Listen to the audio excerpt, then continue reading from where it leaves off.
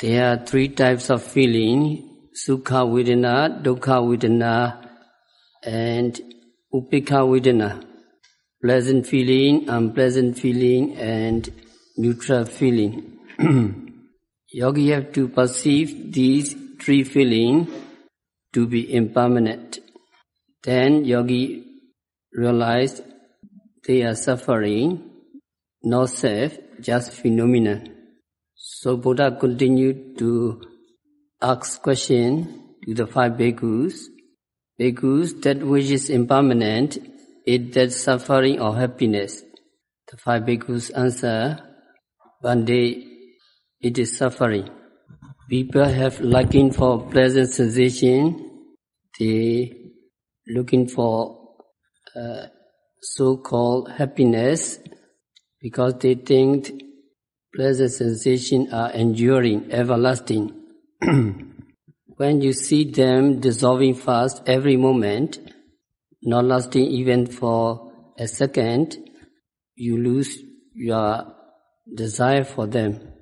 Just for the sake of enjoying the so-called happiness, we have to go in pursuit of it, not for 1 hour, not for 1 day, not for 1 year, but our whole life. For that one pleasurable sensation, we have to chase for it. Then the ocean of suffering is getting wider and wider. While in pursuit of this happiness, people meet their death, people have to go into coffin. So there is nothing we can rely upon pleasurable sensation. Even if the happiness we are seeking for is not obtained, we have to find ways of avoiding unhappiness. That is to maintain ourselves in neutral condition. Even as we seek for neutral feeling, physical pain and mental suffering may arise. That cause also suffering. And suffering can appear because the happy feeling and the neutral feeling are not permanent. So the impermanent happy feeling and the impermanent neutral feeling are also not dependable. To go after pleasant feeling and neutral feeling is suffering.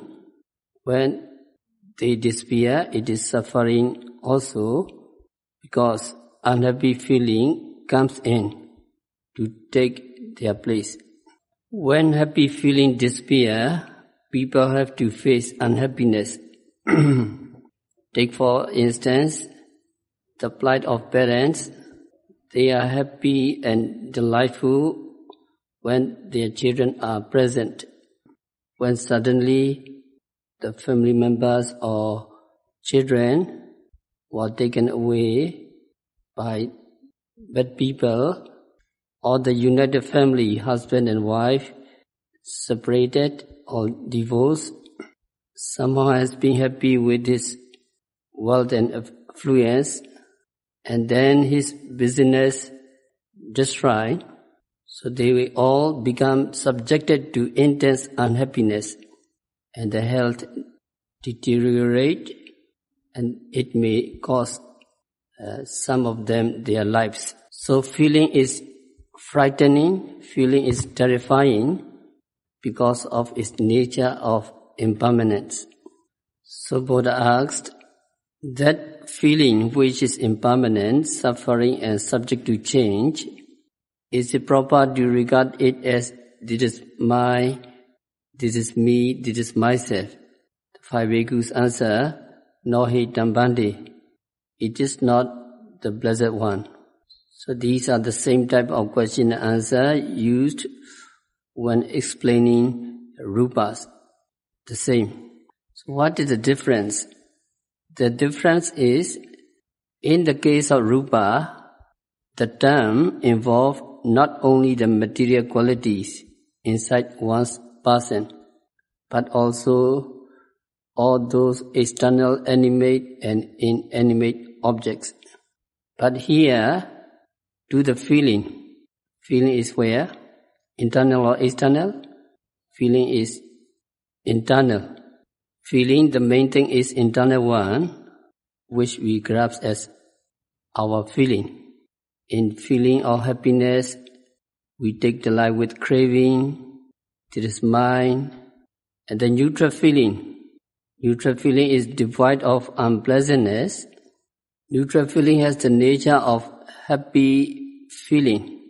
Although attachment to neutral feeling is not so strong, as with the proper happy feeling, there is taking of delight in that feeling.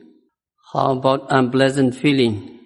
Unpleasant feeling is undesirable, but we think, who suffer? It is I who suffer. Who pain? It is I who pain, who have pain. So there is stay grasping for that unpleasant feeling as self. There is stay attachment for unpleasant sensation as self. Attachment to the feeling in this way. Why?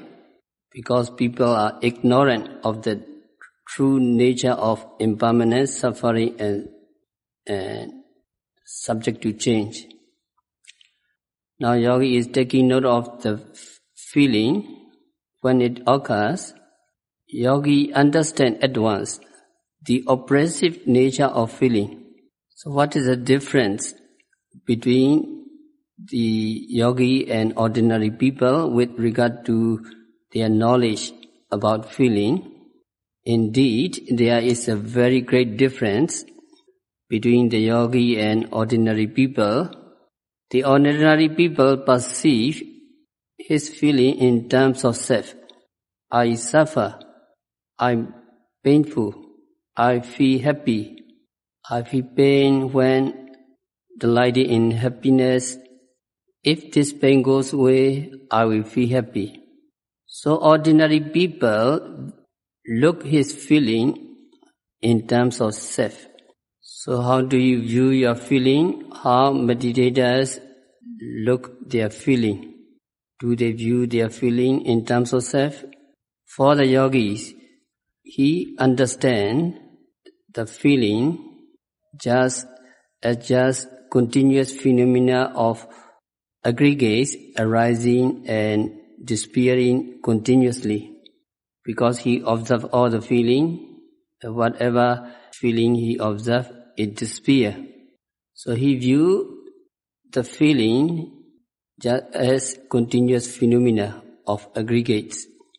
When unhappy feeling appears, yogi perceives it as an undesirable sensation in truth, in the continuous process of mind and matter, and renewing itself afresh.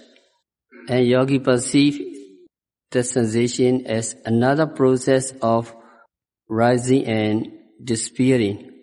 Put on top on the first one, he has been observing. From the beginning of that feeling, yogi recognizes its oppressive nature, just like a thorn, which comes to be embedded in the flesh. So how yogi view the happy feeling? Yogi view the happy feeling appears to be pleasant. Happy feelings seemingly to be good while they are happening. But we have to put effort to gain that pleasurable sensation. It is suffering. Unfortunately, if we perform unwholesome deeds in pursuit of pleasurable feeling, suffering has to be faced.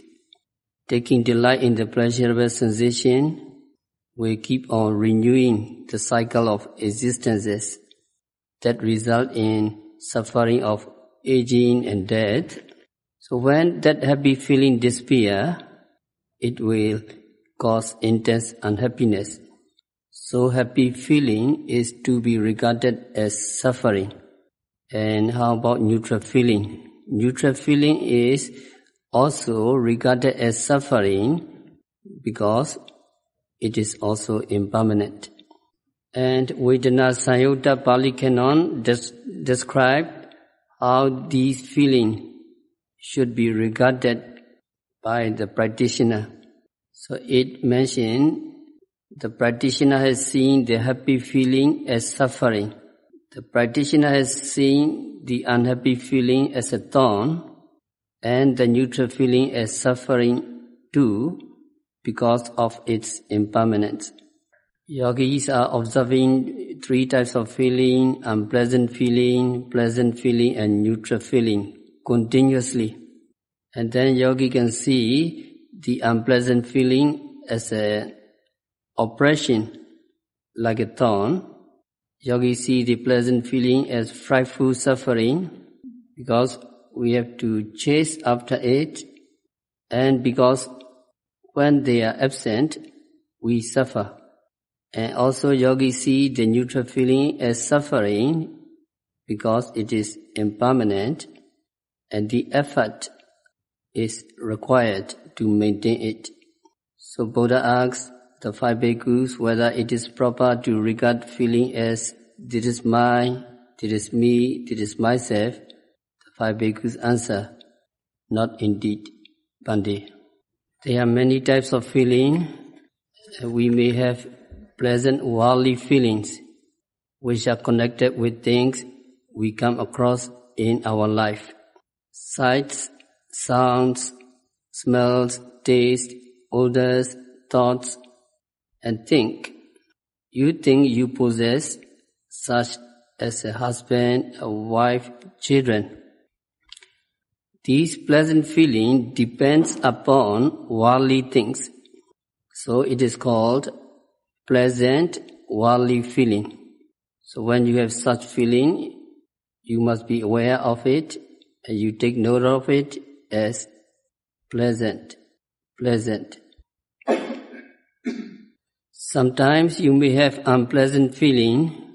You feel sad, you feel depressed, and you feel disappointed because a lot of problem in the family life, worldly life. And sometimes there is something you possess, something of value, disappear or taken away from you. Then you get angry and you become sad and you feel sorry. So these are unpleasant feelings concerned with worldly things. It can happen to meditators also when they think of something bad that has happened to them. So when such a feeling arises, meditator must be mindful of this and note sad, or anger, or disappointed, whatever it's come up, you have to note. So during the retreat, you may also have unworldly feelings. When you meditate, you may have good concentration, or you may see the rising and disappearing of objects. When you see reality, you feel happy. You feel so happy at the time, and you can hardly suppress this feeling. Such a feeling may come to meditators, especially when they have reached the stage where they see the arising and disappearing of phenomena. Meditators should not experience that feeling with attachment. Meditators must be aware. Meditator must be mindful of that pleasant feeling. If you attach to that pleasant feeling, you will stay in this stage and you won't be able to make progress. During the retreat, they have to encounter unpleasant worldly feelings. So in the practice of meditation, you have to pass by many obstacles, sometimes good and sometimes bad. Even though you try very hard, you need to pass by all. And if you encounter some difficulty, you become discouraged, you become depressed. That is an unworldly, unpleasant feeling. Sometimes meditators have reached the stage of good level, then they've fallen from it. Then they experience some sadness. So that unpleasant feeling must be noted, discouraged, or sad. You need to note it and you can overcome. Sakkapinya Sutta commentary gave one story.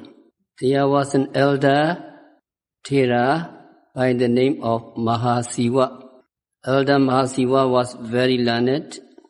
He taught 18 groups of students. He was a really great teacher, especially learned in these scriptures.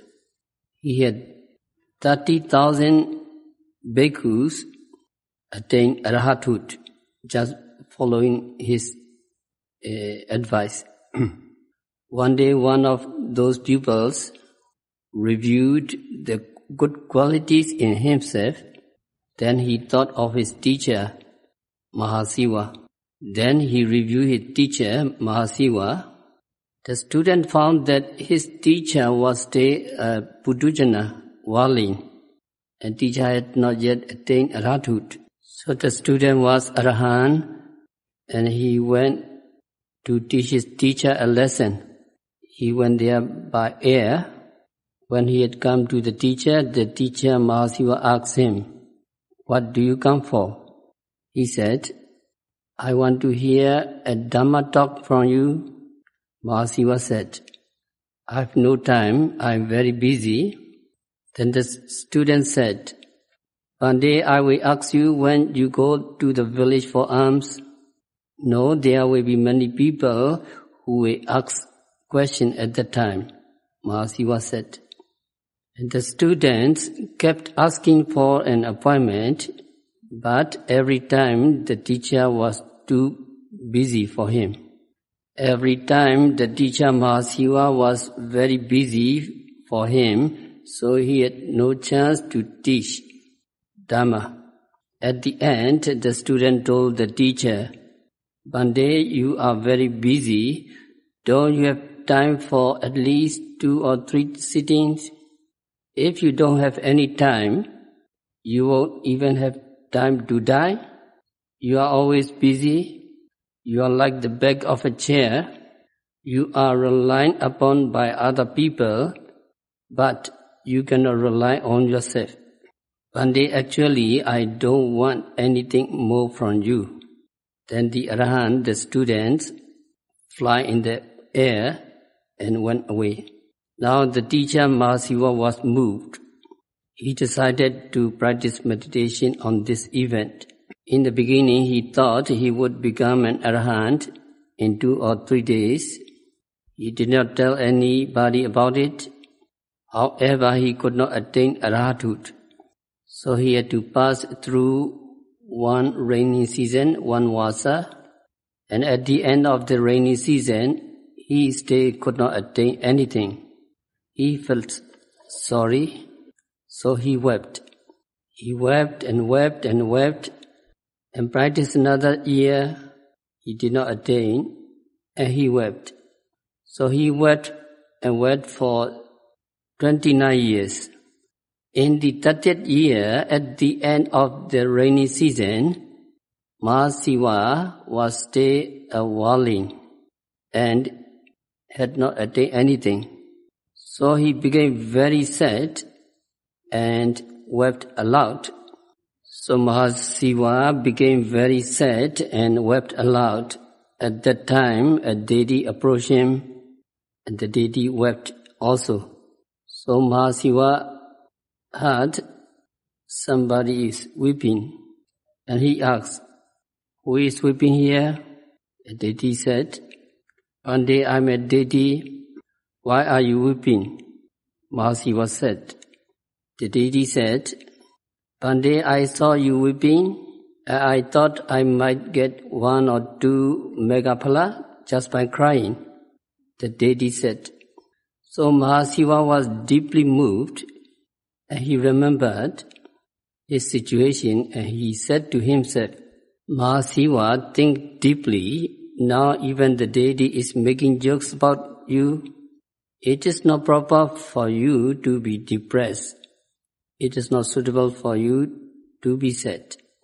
So he remembered to note. So he note whatever feeling coming up, and then he removed his sorrow and he continued to practice. Surely, if you continue to note, if you continue to practice, finally, Mahasiva became an Arahant. Although Mahasiva was well versed in the Tipitaka art, it took him 30 years to become an Arahant. His obsession with his sorrowful feeling with respect to non-worldly things during meditation had been an obstacle to his attainment. So meditator should not be discouraged. Meditator should not be depressed. In the practice of meditation, you have to pass pleasant feeling, unpleasant feeling, and neutral feeling. So these unpleasant worldly feelings, yogi have to overcome. So we have to stop our discourse for today by practicing Satipatthana Vipassana meditation, by observing every feeling, pleasant feeling, unpleasant feeling, and neutral feeling, worldly or non-worldly, by observing every phenomena occurring at the six senses. May all practitioners realize the real peace in the very near future. Sadhu, sadhu.